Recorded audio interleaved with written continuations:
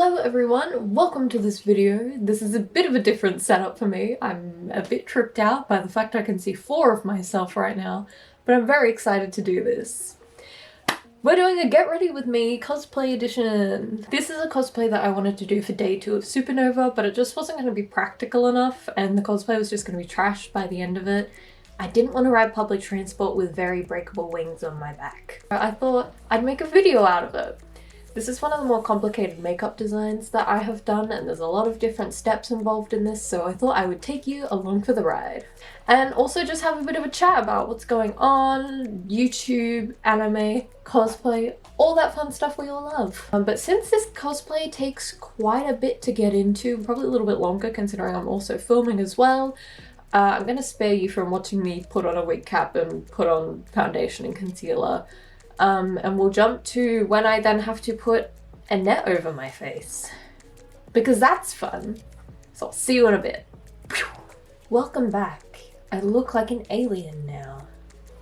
One of the funny things about cosplay makeup in general is that it's basically what you're doing is you erase all your features and then just draw them back on. Originally when I did this, I blocked out half of my eyebrows because Kirishima has those little half eyebrows going on. I'm convinced he probably shaves them. He seems like he would. But then I decided I don't want to do that because every time I try and do that, it doesn't turn out looking great. And it's very obvious that I have half my eyebrow hidden under a pile of concealer. So we're just gonna do regular old red eyebrows today. Never mind, we're doing the eyebrows after we do the scales. I just remembered the correct order to do this. I did, however, forget to set my face a little before we do this, so one moment. Listen, powder stresses me out. Like this stuff, it just goes everywhere. You have to spread your legs out so it doesn't get all over your pants. Genuinely, someone tell me if I'm doing this wrong. I take the little sponge thing from the top of the powder and then I tap it on my face and then I swish it off with a brush because that's the only way I know how to do it.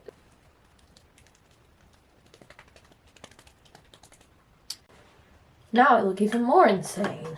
And now it's time for the most ridiculous part of this whole thing. Chucking this over my face.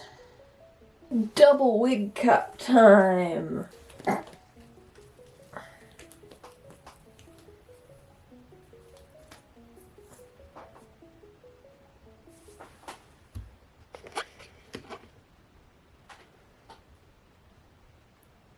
Help me.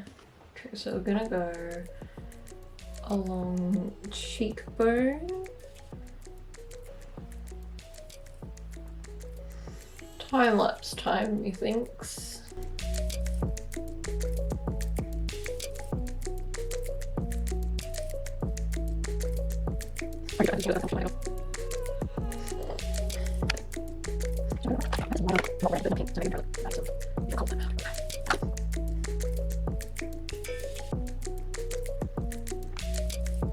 See, when you guys watch this, you got a bit of background music because I added some chill YouTube copyright free stuff for you to have in your ears. I have nothing but the sound of this brush scraping against the net in my skin. And last time I did this, I found I really liked having it on my chin. It like made it look a lot more masculine. So, more chinage today. That will do. Get this off my face and have the moment of truth. Oh, okay. It's a bit of a mess, but it's got the effect I wanted. Oh no. It's imprinted the pattern onto my nose from the wig cap. Oh my gosh. Oh, sometimes I don't like how high def this camera is. Now let's paint my eyebrows red. So I said we'd also chat while I was doing this, but it was a bit hard to chat while I had a net over my face. So, one thing I've decided recently about cosplay is that I'm not gonna use contact lenses anymore. I really wanted to be able to use contact lenses because genuinely I think my cosplays turned out a lot better when I had contact lenses on. But also, consider this. Last time I tried putting contacts in, it just burnt my eyes. And that had been a recurring theme, like the past couple times I tried wearing contacts. And so the white violin CMV that I made recently, I was like, you know what, this is the last time I'm gonna do something with cosplay contacts, because it's just not worth putting myself through physical pain just to make a cosplay look a bit more like the character. But when it's something like your eyes, you gotta take care of them. I'd prefer to be able to see, you know. Last night, my sister and I finished Fruits Baskets for the first time. My lord, that show puts you through the 5 stages of grief every single episode. 1 minute they're all smiling and happy, 1 minute it's just trauma. I also finished yesterday one of the Danganronpa arcs, the season 3 one that's like the prequel with the Danganronpa 2 characters. That one. Dear lord, why? Oh my gosh, like I watched like the Game Grumps playthrough of Danganronpa 2 because I didn't want to have to play the game myself. Like the controls look so hard on that game. Like all that truth bullet shit, no thanks. I watched the first Danganronpa, the anime version, right? So I had never like had the game experience, which takes 70 hours, like compared to the anime, which wraps everything up in 12 20-minute episodes, you know? That show was dark. I was like so emotionally distraught. That was not fair. That was not nice of them, and I'm not okay with it. I feel like I haven't cosplayed in ages, and by ages I mean like just under 2 weeks. It's just become such like a regular part of my life at this point. It's like, oh yeah, dress up as an anime character, go down to my filming room, act psycho. To talk about the fact that I'm running a channel which has under 500 subscribers as of currently, it can be hard with putting your heart and soul into something, an hour's worth of your work, and for it to get like a very small amount of views. But at the moment I am pretty happy with my channel and how it's growing. It's not much compared to literally anyone else on YouTube you could compare it to, but compared to what I am used to in terms of views and such, I'm really happy with how things are going. So the history of asexuality video that I've started has done really well, and I'm really happy about that. I think it's a really important series for me to be making and to share parts of queer history. Next month I'm definitely going to consider doing more Demon Slayer, because Demon Slayer is crazy popular at the moment. And then that's going to change the second October hits and My Hero Season 5 comes out. Because the Inosuke videos that I have made have done really, really well, which is cool. Which is like, if something gets over 100 views for me, that's when it did really well. And the 2 Inosuke videos I've done have gotten that. So people like Inosuke. And that goes pretty much across the board. People really like Inosuke TikToks as well, which is cool. So I will either be doing Nezuko or Tanjiro next month. I'm not sure yet, because I really want to cosplay like the demon version of Nezuko. Toned down a little bit in terms of boobage, but you know, still want to really do that as a cosplay. But also, I don't know, I've just been thinking about Tanjiro lately. I'm like, man, he's just a good protagonist. So yeah, if you have a character that you prefer from Demon Slayer, either Nezuko or Tanjiro, feel free to leave it in the comments. If one person comments I prefer this one, then that's probably the one I'll end up doing. Probably the one Demon Slayer cosplay, in terms of main characters, that is like a no from me. I'm not a Zenitsu cosplayer. I can just tell you that off the bat. Ain't for me. I have a lot of respect for other Zenitsu cosplayers. But yeah, not the type of character I would cosplay. Also, his wig seems like a nightmare.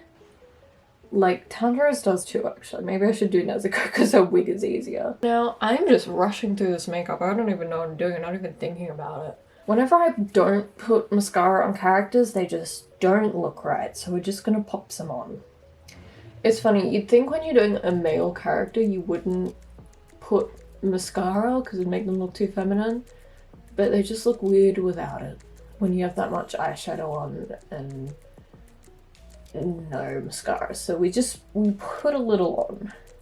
That's kind of a lot on, but you know. Honestly, I find it very hard to look masculine in certain cosplays.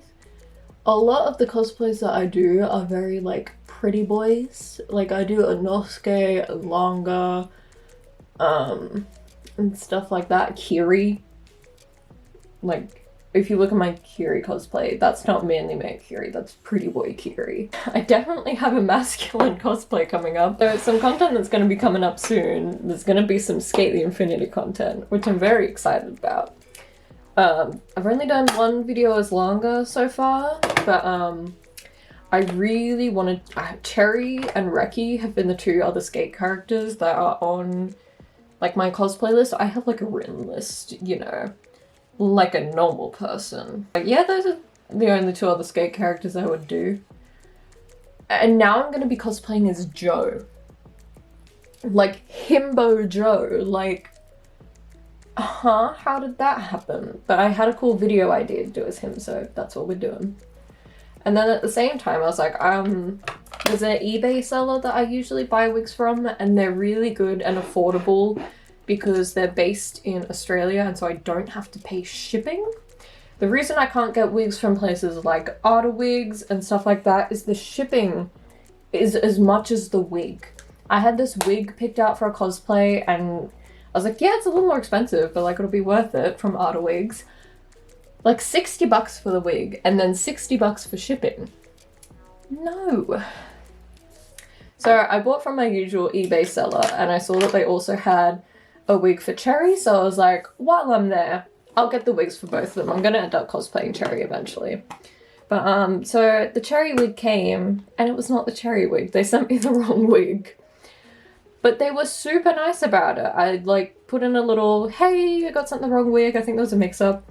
And they've offered to just like send out the Cherry wig again straight away, and the return was super easy and didn't have to pay for it.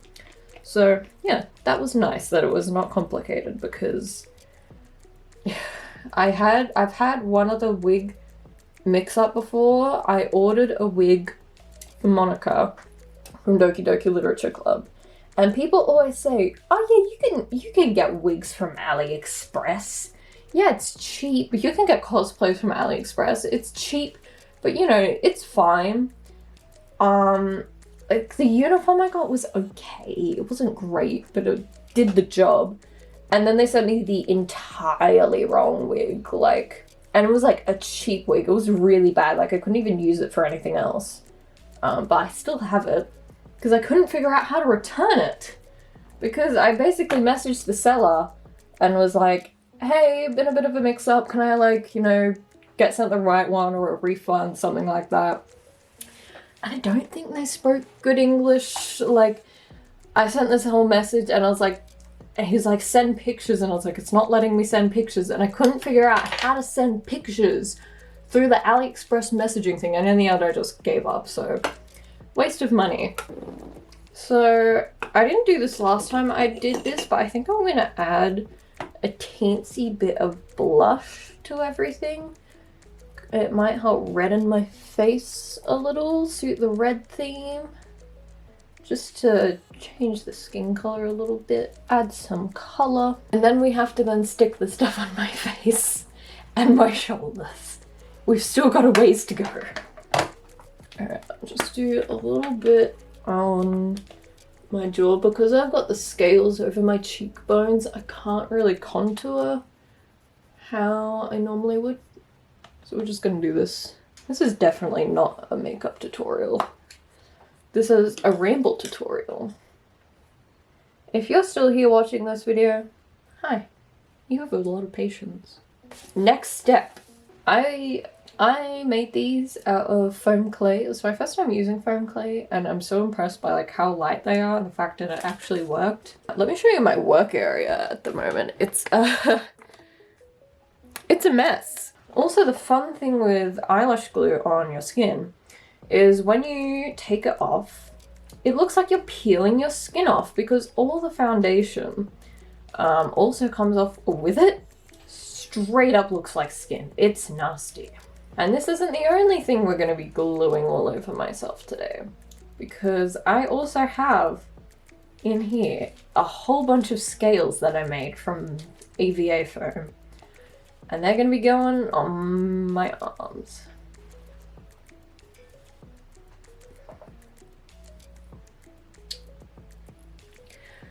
You're going to run out of recording time actually in 15 seconds, so when you run out, we'll stick this bad boy on. Oh no! I have 2 minutes of recording time left. I'm gonna have to stop this midway and clear some room in my SD card. Oh my gosh. Okay, let's just stick this on.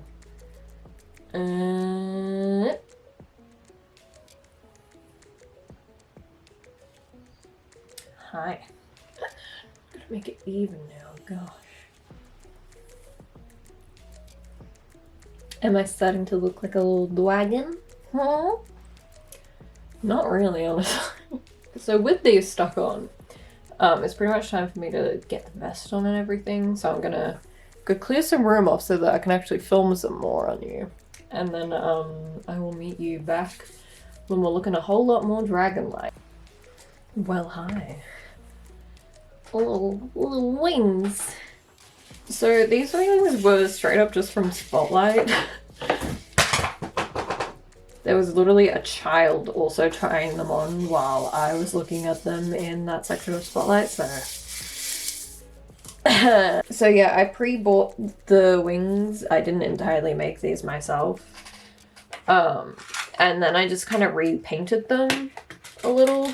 I'm not leaving the wig like this, I'm just trying to pin it down for a second. Just pin this back section to the wig cap to secure it, and then I can pull it forward safely. Okay, that's the wig on. Haha. Oh, I'm really happy with it.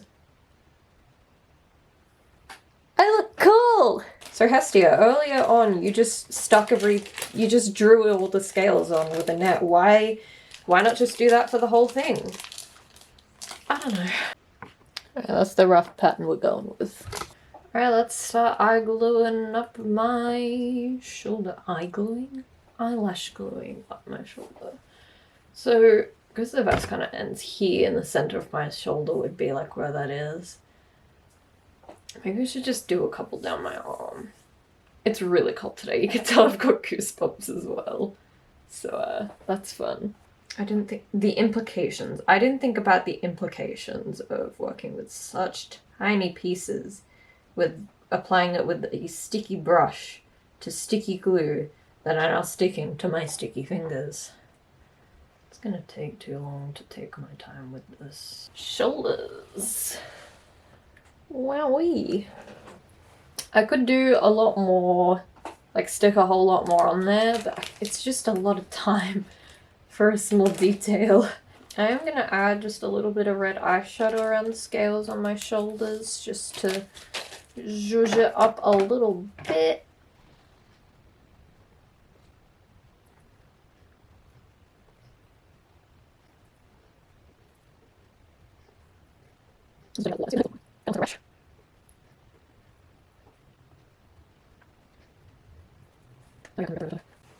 My skin looks infected, and because I'm a little bit extra, I might add some scales to like my hand area. At this point, I've done the most that will be interesting to see me do a get ready with me sort of thing, so I think we would jump to the reveal now.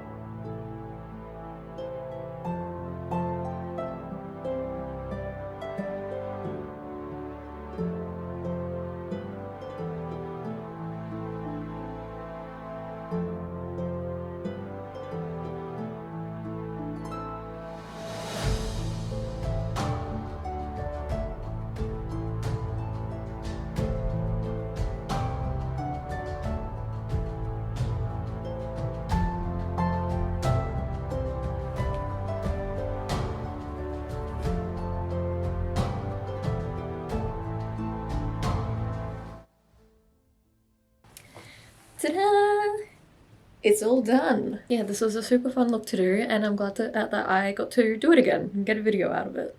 The sun actually came out when I needed to film, so that was really nice. I got some cool looking stuff with it. I really hope you enjoyed watching this. Thank you for the whole thing. It looks like it might be a bit of a long video. So thank you guys so much for watching this video. It really means a lot, and let me know if this is a type of video format that you want me to do more of the get ready with me type of thing. And if you did enjoy the video, please give it a like. It really helps out the channel. And subscribe so you get to see even more cool videos. And that's all from me. Bye!